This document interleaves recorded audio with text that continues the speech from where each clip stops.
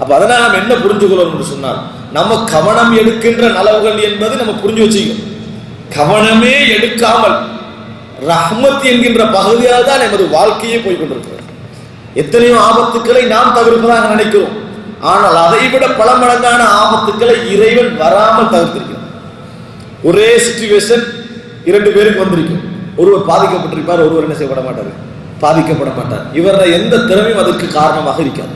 இவரது எந்த திறமையும் என்ன செய்யாது, காரணமாக இருக்காது. அப்ப என்ன புரிஞ்சுக்கொள்ளணும் என்று சொன்னால், ரஹ்மத் என்பது காபிர் முஸ்லிம் என்பது அல்ல. இந்த உலகத்திலே டோட்டல் உலகம் நலவு என்ற பகுதியை அனுபவிப்பதற்கு காரணமாக இருக்கக்கூடிய அடிப்படை அம்சமே ரஹ்மத். எல்லோரும், மிருகங்கள், தாவரங்கள், மனிதர்கள், காதல முஸ்லிம்கள், காபிர்கள் என்று எவர்கள் இறைவனை மறைக்கின்றவர்கள் உட்பட இதை நம்ம புரிஞ்சுக்கொள்ளணும்.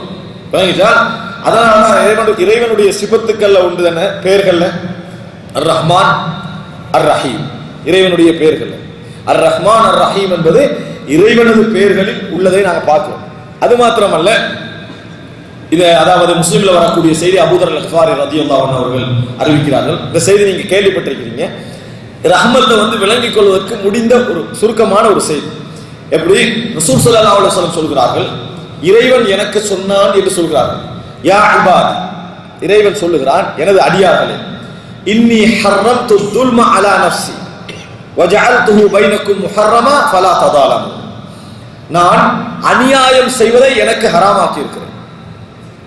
வேற யார் இறைவனுக்கு ஹராமாக்க? வேற ஒருவரும் என்ன செய்யலாது. யாரை ஹராமா இறைவன் நினைச்சா என்ன செய்வான், அதை செய்வான். வஷம் சிவதுவாக நாங்க ஓதுறோம். அதுல கடைசி என்ன வசனம், ஃபதம்தம அலைஹிம் ரப்புஹும் பிதம்பிஹிம் ஃபஸவ்வாஹா வலா யகாஃபு உக்பாஹா. இறைவன் அவர்களுக்கு பெரிய அழிவை கொடுத்தான்,